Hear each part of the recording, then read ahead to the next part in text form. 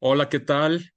¿Cómo están? Esta es una nueva emisión de Grandezas de Lilliput. Yo soy Juan Antonio Rosado y a veces nos preguntamos qué es la literatura. Se han dado muchísimas definiciones a lo largo de los siglos, lo que es la literariedad, lo que es la obra de arte literaria, pero, se nos olvida o se nos suele olvidar que la literatura, contra lo que piensan los ingenuos, no es únicamente un autor y una obra.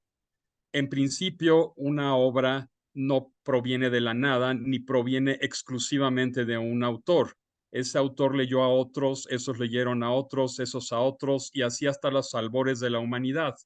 Además, una obra literaria también es producto de una tradición literaria, de una tradición lingüística y sobre todo, cómo olvidar la gran cantidad de instancias mediadoras que rodean la obra literaria.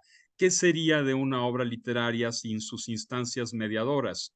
Y por instancias mediadoras entendemos, pues, por ejemplo, las grandes polémicas que ha habido a lo largo de la historia, las polémicas literarias que han cambiado el curso de la literatura. También entendemos los impresores, los editores, los copistas en la Edad Media, por ejemplo, o en la antigüedad, cuando todavía no había imprenta, y actualmente, pues las editoriales, eh, también la crítica que rodea o los paratextos que rodean la obra, las librerías, y todas estas instancias mediadoras son fundamentales, los premios literarios, los grupos literarios, las tendencias temáticas, las tendencias estilísticas, en fin, hay una gran cantidad de instancias mediadoras, incluso los cafés literarios y las tertulias literarias que estuvieron también muy en boga en el siglo XVIII. Todas estas instancias literarias también crean la literatura, también nos dan una imagen de lo que es la literatura como una serie de obras importantes para una cultura.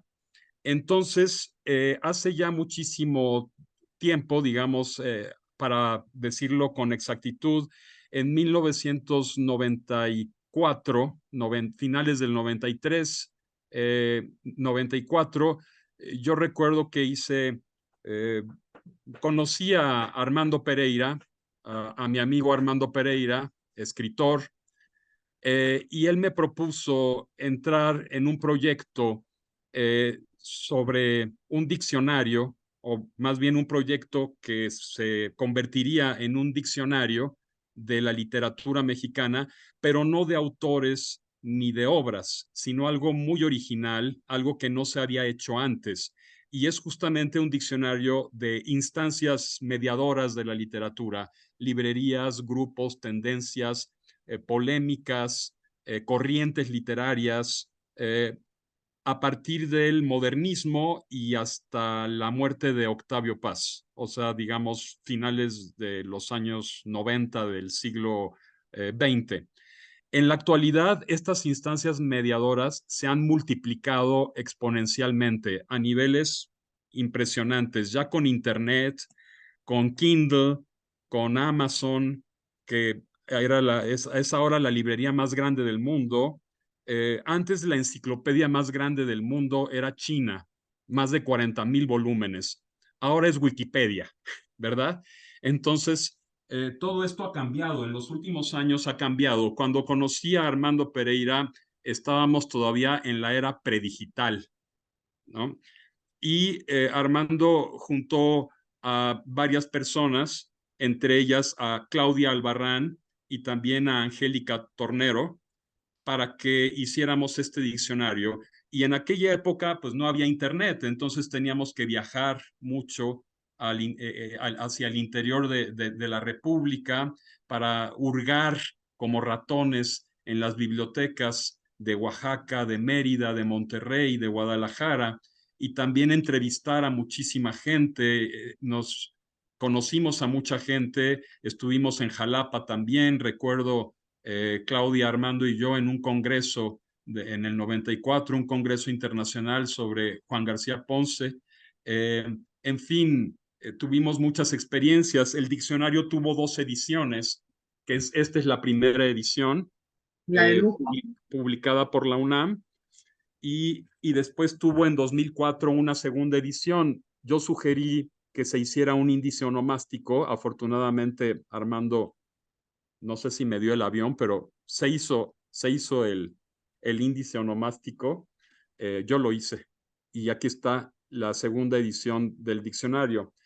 Últimamente me he enterado de que este diccionario ya pasó al ELEM, ¿verdad? Ujú. Enciclopedia de la Literatura Mexicana en México. Tengo hoy aquí conmigo a Claudia Albarrán y a Armando Pereira para recordar un poco toda esa época y la manera en que se gestó y se desarrolló el diccionario de literatura mexicana, todas esas reuniones que teníamos a veces cada semana, a veces cada 15 días en casa de Armando, para mí son memorables todas esas reuniones porque todos aprendíamos de todos, cada quien leía lo que había hecho. Angélica, Tornero, Claudia, Armando, yo, Armando coordinaba, pero fue un diálogo, fue una conversación que se dice que la conversación está muy ligada a la amistad cuando la conversación es auténtica y cuando hay afinidad de intereses, pues ese vínculo con la literatura también genera amistad. Armando, Claudia, muchas gracias por estar aquí eh, en este canal, en este programa. Y no sé quién de ustedes dos quiera empezar a hablar sobre sus experiencias con el diccionario. Claudia. Gracias, Juan, gracias por invitarnos.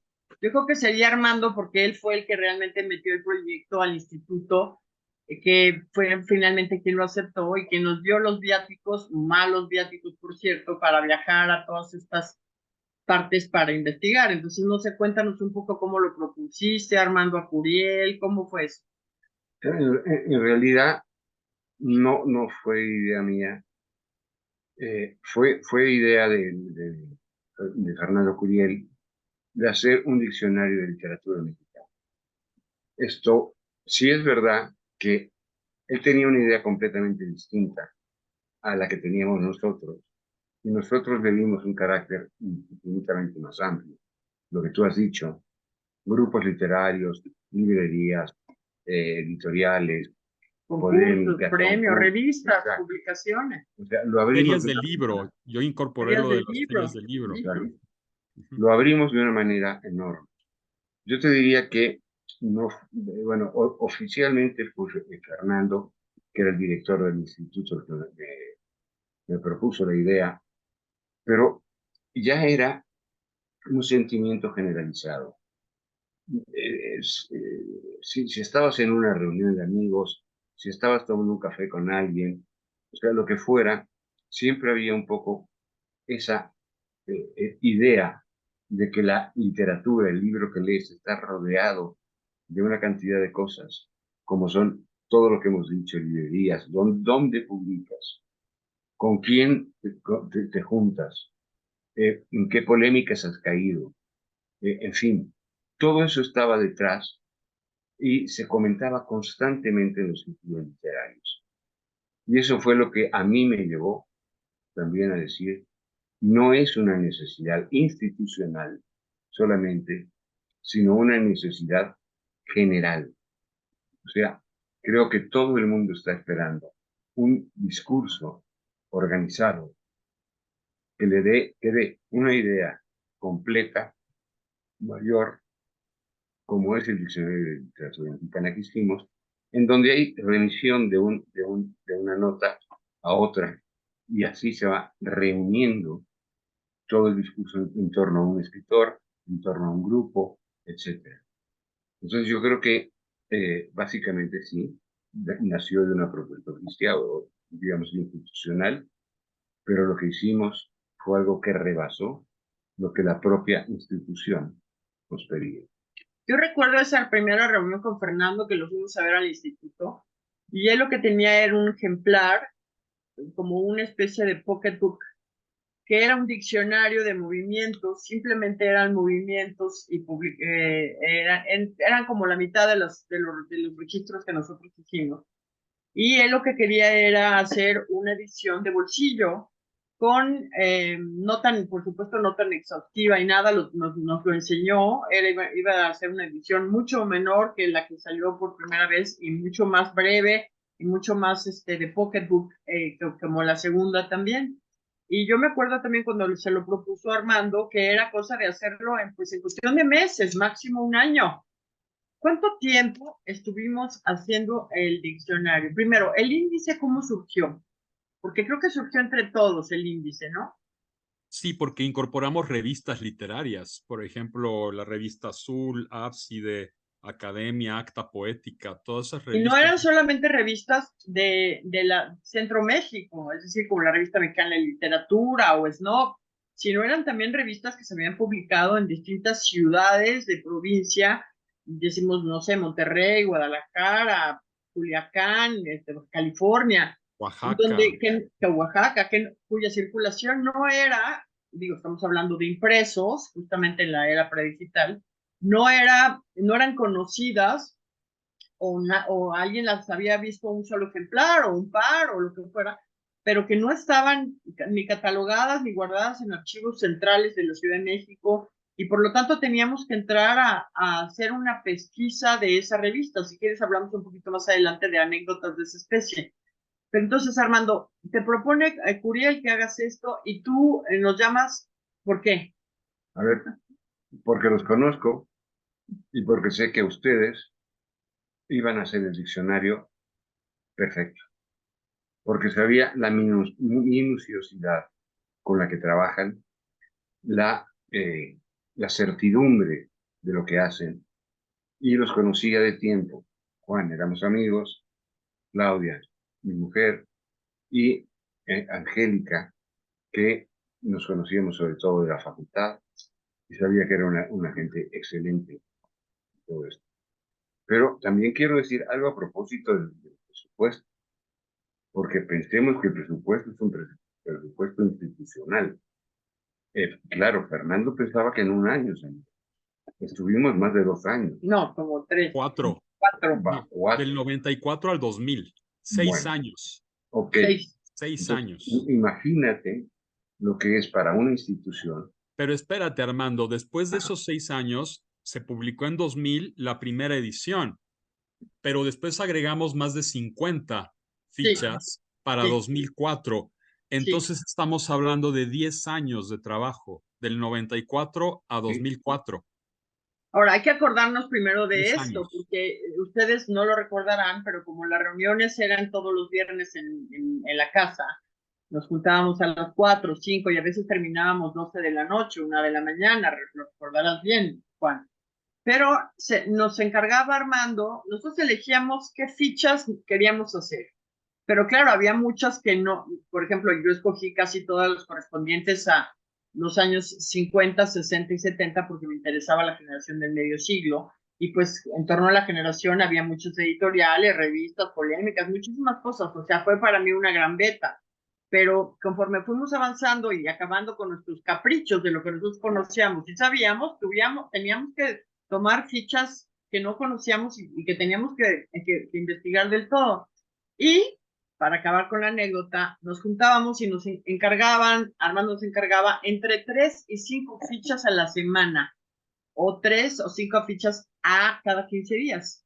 Y nosotros lo que hacíamos era ensayos. Yo recuerdo haber hecho ensayos de 50, 30 y 40 páginas.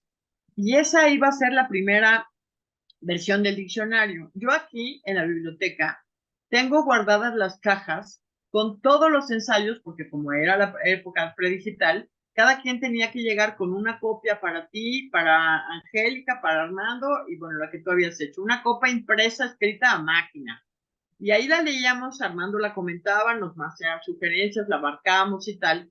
Y esa copia impresa, la que quedaba marcada, que te la daba para que la arreglaras, yo me quedaba con una copia normal, en blanco y negro. Y aquí hice un archivo de esos ensayos. Yo creo que deben ser más de 3,000 páginas las que logramos reunir en estas sesiones de 6 años. Y luego esos ensayos larguísimos de 30 y 40 páginas los tuvimos que reducir también por presupuesto y recortar a la primera versión del diccionario, que también fue un trabajo de corte y pega y elimina, pero la versión original del diccionario de cerca de 3,000 páginas está aquí, escrita a máquina. A ver, Bueno, yo usaba ya computadora en el 94. Lo que pasa es que era muy Era una anticuado brother. todavía. Sí, era muy anticuado todavía, apenas empezaba todo este asunto de las computadoras, ¿no? De las PC. Era un Word que después ya no se podía abrir, no se podían abrir los archivos porque cambió todo, ¿no? Sí. El formato, etcétera. ¿Tú Mm. de qué te acuerdas? no, yo me acuerdo de tus ensayos, Juan, que de verdad no eran ensayos, eran libros. O sea, tú entregabas una ficha que debía haberse publicado como libro, aparte. ¿Cómo reducía yo esas 80 o 70 páginas que habías empleado a 30 o a 20 para que fuera realmente una ficha de diccionario?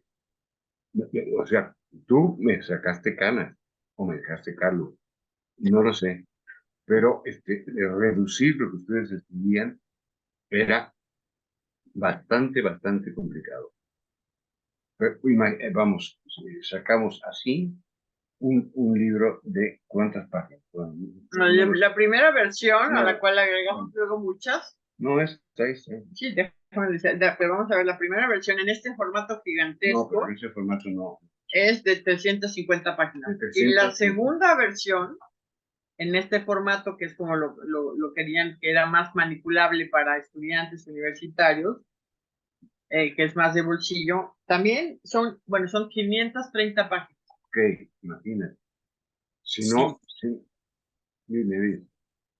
sí, hay algo que me parece muy interesante de haber hecho este diccionario con ustedes, y es que uno leía en aquella época, bueno, además de nuestras actividades creativas y todo eso, también uno leía mucha crítica, leía muchos manuales y muchos libros sobre literatura mexicana, escritos por especialistas y por un montón de gente dedicada exclusivamente a esta literatura, pero nosotros fuimos descubriendo grupos, tendencias, corrientes que no estaban en ninguno Premios. de esos libros, premios. Por ejemplo, el bloque de obreros intelectuales, que yo lo descubrí que es un grupo de los años 20, ¿no?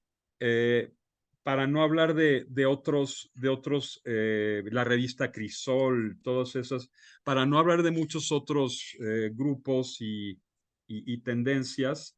Pero eh, no solamente era eso, Juan, porque, por ejemplo, en el caso a mí me tocó hacer lo que en la famosa entrada se llamaba literatura femenina, así se llamaba.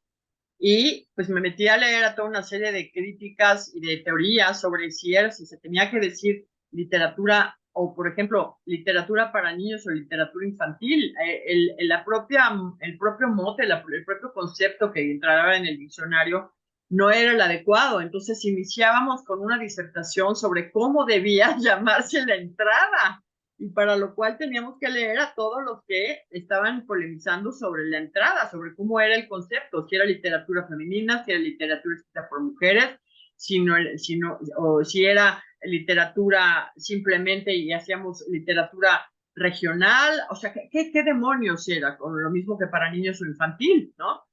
Finalmente quedó literatura para niños y literatura escrita por mujeres, Exactamente pero así quedó. obviamente quien buscara literatura femenina, pues esa entrada lo llevaba a esa otra, ¿no? Pero Claro, pero también había que empezar a definir qué era eso, como sucedió con la generación del medio siglo. ¿Qué es eso? ¿Cómo se llama? ¿Quién la nombran? ¿Quién la nombró por primera vez? ¿Quiénes son? O sea que no era solamente ir a esto, sino también entrevistar a los mismos que habían participado, ir a sus casas, grabarlos, tomar los fragmentos, hacer la historia de esto que no estaba escrito. sí, yo recuerdo cuando hice Editorial Diógenes, tuve que ir a entrevistar a Emanuel Carballo, después publiqué la entrevista completa, por ejemplo, ¿no? Eh, en fin, y descubrí, tuvimos también que inventar un poco, porque, por ejemplo, yo recuerdo literatura del petróleo, Ah, pues sí, había información muy parcial, muy contradictoria, alguno que otro libro raro en la Biblioteca Nacional, pero uno tuvo que sistematizar todo eso, lo tuvo que poner en orden, ¿no? El colonialismo también como tendencia de los años 20 en México, en fin, como que yo sí tuve muchas sorpresas y aprendí muchísimo de esto. Tú también, Claudia, Armando, por Sí, supuesto, por supuesto. ¿no? Y también sabes que hacer toda esa genealogía, porque no sé si recuerdas que cuando empezábamos a hacer la búsqueda de las revistas, pues teníamos que mostrar, ir marcando quiénes eran, cuáles era el objetivo de la revista, en dónde se publicaba, quiénes eran los jefes o los directores, los jefes de redacción, cuántas veces números habían salido, cuál era la temática, cuáles eran las secciones de cada revista, quién publicaba y qué se publicaba ahí, porque hay varias revistas en las que, por ejemplo, Cortázar publicó por primera vez o Inés publicó por primera vez y había que nombrarlo, había que decirlo, o sea que no solamente era abrir la primera hoja de la revista y la última, tenías que ir viendo revista por revista, leyendo la sección por sección y teniendo esa conciencia de quién estaba publicando ahí y qué impacto tenía para ese México. Y en esa medida, el trabajo era muy difícil, porque si te ibas a la revista, por ejemplo, te pongo el caso de la revista Snob. La revista Snob, que duró solo un año, que fueron 7 números o 6, solamente había 3 ejemplares en la biblioteca de la UNAM. Pero ¿quién tenía esos otros 3 ejemplares? Entonces el bibliotecario te recomendaba, porque él sabía que alguien, amigo suyo, del primo que no vino a la fiesta, tenía uno de los números y tenías que marcarle, ir a su casa, te sacaba el número, lo tenías que revisar para hacer toda la cronología, porque no era nada más un bloque que hablara de la revista en general, sino de todos los avatares de la revista, de todos sus cambios, de todas sus actitudes, sus propuestas y de los principales autores. Y eso implicaba ir a conocer a mucha gente y meterte a archivos muertos, a bibliotecas con ratas. A mí me pasó en Culiacán, que me metieron a una trastienda de una biblioteca en donde había los libros verdaderamente estaban devorados por las ratas, con un pánico. Y en esos libros, con una luz insuficiente, en esa revista, me acuerdo que estaba buscando una revista, que finalmente me faltaron ejemplares, y el bibliotecario me invitó a un café donde los viejitos trajeron sus ejemplares junto con el café, y llegaron con el ejemplar, yo lo revisé, no había tampoco fotos en el celular como para tomarle una foto y ya tener la portada, no, tenías que echártela mientras tanto, tomar las notas, porque se trataba de hacer una cronología, una narrativa de lo que había sucedido. Sí, Entonces, sí, después ya se publicó la edición facsimilar de la revista Snob. sí, sí, Yo, yo yo, sé, yo la sí, yo compré, sé, sí, la claro, yo edición. también la tengo, pero Y pues tuvimos la suerte de contar con las ediciones facsimilares de Fondo de Cultura, ¿verdad? Que hay un montón. José Luis Martínez tuvo la certeza de hacer muchas ediciones facsímiles de revistas como Contemporáneos, por ejemplo, ¿no? contemporáneos, por ejemplo, ya estaba, pero las otras que estás mencionando tampoco. No hay ninguna de la Revista Mexicana de Literatura, no hay ninguna de la propia Letras Nuevas o Ramas El corno Nuevas. emplumado, del El corno corno emplumado. emplumado, por ejemplo, pero además el corno emplumado duró Ujú. miles de números. Una revista, por cierto, lujosísima, con unos dibujos, unos grabados. O sea que sí fue una experiencia muy sorprendente. Sí, sí, sí. Armando, ¿tú qué nos puedes decir como coordinador del proyecto y por qué pasó al ELEM? Ahora ya se puede consultar gratuitamente eh, este diccionario en la enciclopedia de la literatura de la literatura en México. Deberíamos cobrar por eso. Pues yo Entonces, digo, ¿no? claro que sí. No, mira, para mí fue una experiencia fundamental y me di cuenta que la labor de un coordinador consiste fundamentalmente en el equipo que reúne. Con un buen equipo puedes hacer todo lo que quieras. Con un equipo deficiente vas a hacer muy poco. Afortunadamente, yo los tuve ustedes. Yo sé que el diccionario en un 90% fue obra de ustedes. Mi labor fue fundamentalmente ordenar el material, recortar un poco los discursos de cada uno, que eran larguísimos, Unir el estilo. unir el estilo, uniformar el estilo. Esto fue una labor, vamos, importante, pero creo que toda la fuerza del libro está, surge de ustedes, del trabajo que ustedes hicieron. Para mí, un coordinador tiene básicamente el primer paso es conseguir un grupo de trabajo que le funcione. Afortunadamente, yo tuve esa suerte de tenerlos a ustedes, que como investigadores me parecen extraordinarios, extraordinarios. Y yo tengo una visión muy grata del tiempo que trabajamos juntos y del resultado, porque como tú dices, hoy es un libro que se conoce, que se consulta, y yo recuerdo que a mí eh, mucha gente me felicitó por ese trabajo. Me decían, oye, compré el diccionario, estoy creando, y me parece un trabajo excelente. Yo creo que esto es uno de los éxitos que tuvo el Instituto de Investigaciones Filológicas. Entre todas sus publicaciones, creo que este diccionario es fundamental. Muy bien. Pues no sé si quieran agregar algo, Claudia, Pues Armando. nada más, yo agregaría simplemente que habíamos propuesto, dos cosas agregaría. La primera era que habíamos propuesto un diccionario del siglo XIX, Es verdad. y que tampoco nos lo vetaron porque nos dijeron que nosotros no éramos especialistas en el siglo XIX. Y bueno, esa entrada a los archivos del siglo XIX, pues hubiera sido divino porque hubiéramos completado dos volúmenes, siglo XIX y siglo XX, ¿no?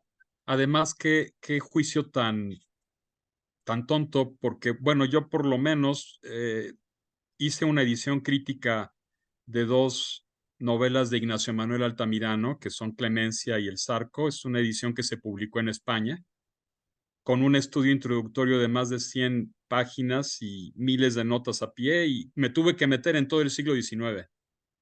Pero Y supongo que en filológicas, en el instituto, había ya personas que se Sí, estaban encargando del siglo XIX y pues nos dijeron que no, porque pues más bien pensaron que ellas lo podrían hacer, cosa que no hicieron.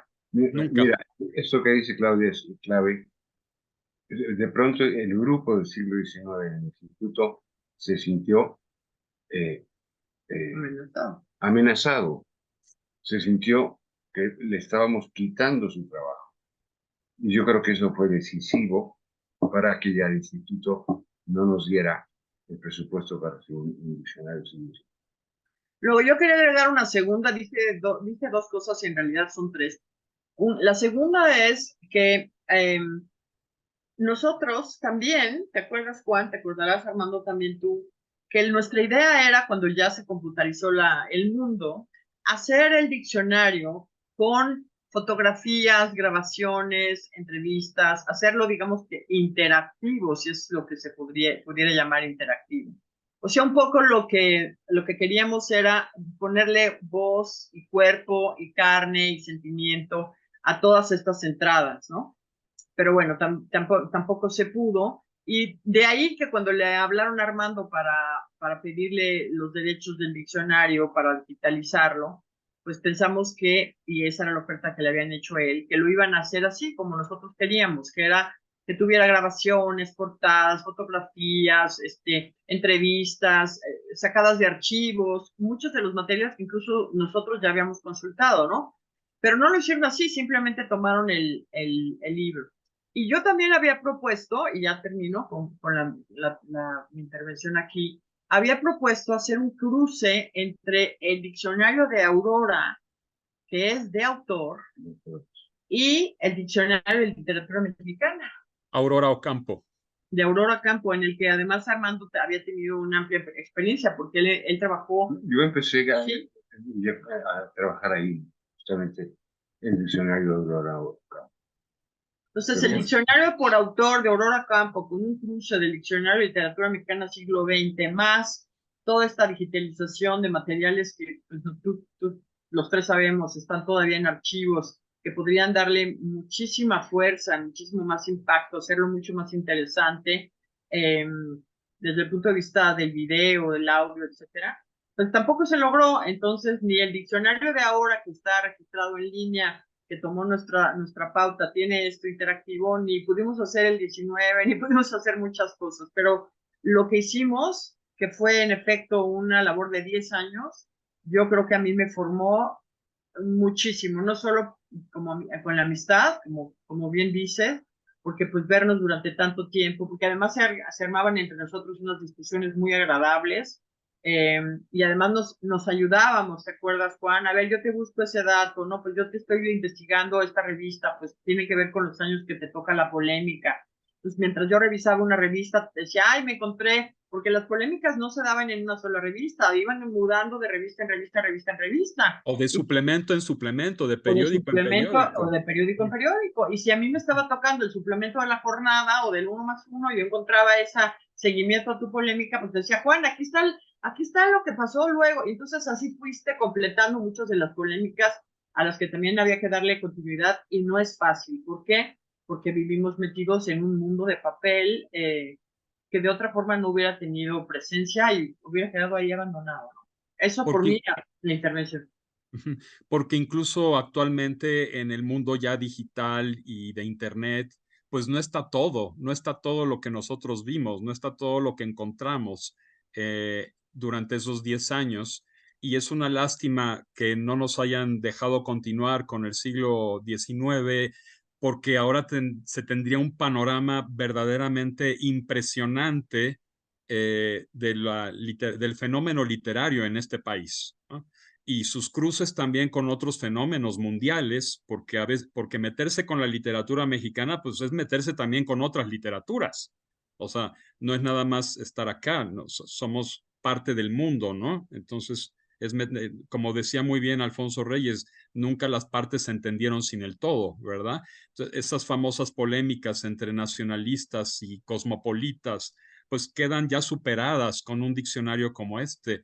A veces la burocracia y las envidias de grupitos y de mafias pueden obstaculizar, ¿no? El trabajo de gente que realmente tiene la voluntad y las ganas, ¿no? De continuar. Es una pena que eso ocurra, ¿no? En el ámbito de las humanidades.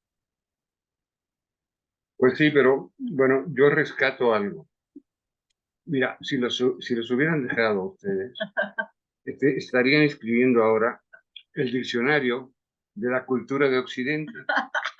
Sí, y bueno, vamos, no hubiéramos parado, seguiríamos trabajando ahora todavía para... Después de 30 años, ¿no? Exactamente, exactamente. Sí, es una visión muy enciclopédica de la cultura, y muy exhaustiva, y para maniáticos solamente como tú, como yo, como Angélica. Y también Pereira en eso nos ponía el límite, nos decía, basta, demasiado ya.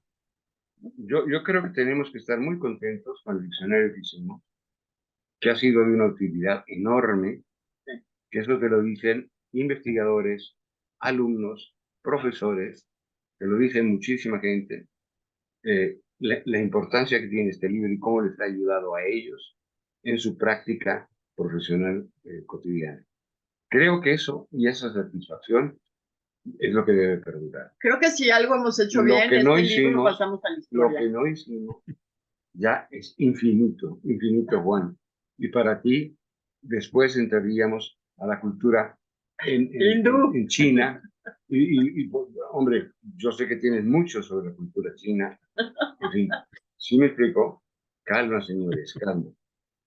Pero yo sí creo para todos que quedó la satisfacción de haber hecho un trabajo que se va a citar y recitar y recitar de aquí a que no solo que nos muramos, sino que no sé, es un libro fundamental en las letras mexicanas, y creo que ¿Sí? sí, lo logramos. Misión cumplida. Y cómo pasó al ELEM, a la Enciclopedia de la Literatura en México, que me parece que es de la Fundación para las Letras Mexicanas, ¿no? Sí, sí, sí, Que así fue. surgió, que surgió después del diccionario, por cierto, esta Sí, fundación. Y además tenían que llenar, o sea, tenían que hacer una historia de la literatura mexicana y lo primero que vieron fue el diccionario y claro, les ahorraba todo el trabajo y el presupuesto. Y por eso te digo, le hablaron a Armando, Armando dijo, habló en el instituto y dijeron, sí, cédele los derechos para que lo hagan digital, siempre y cuando nos den a todos el crédito, y así fue. Perfecto, pues ya saben quienes nos vean y nos escuchen, sobre todo nos escuchen, por supuesto. Este diccionario se puede consultar ya en el ELEM. Ahí pueden buscar literatura colonialista, literatura del petróleo, revista Snob, revista Ábside, no sé, la polémica de 1924, la polémica entre Octavio Paz y Carlos Monsiváis, las polémicas de la revista Política, todas esas grandes polémicas, esos grupos, esas revistas, esos suplementos culturales, las ferias del libro, todo está ya en Internet para consultarlo. Bueno, y siempre queda el gusto de comprar el diccionario de literatura mexicana, que todavía, por cierto, se consigue, ¿eh? ¿Dónde? En la librería del instituto tienen ejemplares. Muy bien. En el Instituto de Investigaciones Filológicas de la UNAM. Y en las ferias del libro donde está UNAM, no, suelen llevarlo. Y yo supongo la segunda edición, ¿verdad? Porque la primera ya la primera está agotada. está agotada. La segunda edición. Y también, claro, supongo que la propia editorial debe tener varios ejemplares. No sé si varios ejemplares, pero sí yo he visto en las ferias del libro del UNAM, en cualquier feria del libro, en el estante del UNAM, aparece el diccionario. No sé cuántos queden en la bodega, pero debe ser pocos. Pero bueno, es una gran oportunidad porque además es muy manipulable, manejable, con tus manos vas buscando y vas haciendo todo un mundo, un recorrido laberíntico por todos los movimientos que se interconectan, lo cual es muy agradable hacerlo en páginas, ¿no? En impreso. Claro. Pues Claudia y Armando, les agradezco mucho haber aceptado esta invitación para recordar viejos tiempos y también para hablar de este proyecto realizado, de este diccionario que sigue teniendo impacto en la literatura mexicana. Y pues solo me queda, insisto, agradecerles. Y si ya no tienen nada más que agregar, pues espero que nos podamos ver en otra ocasión para alguna otra charla con la cultura. Gracias, Juan. Gracias por todo, Juan. Hasta luego y Hasta suscríbanse a este canal, no lo olviden. Hasta luego. Chao.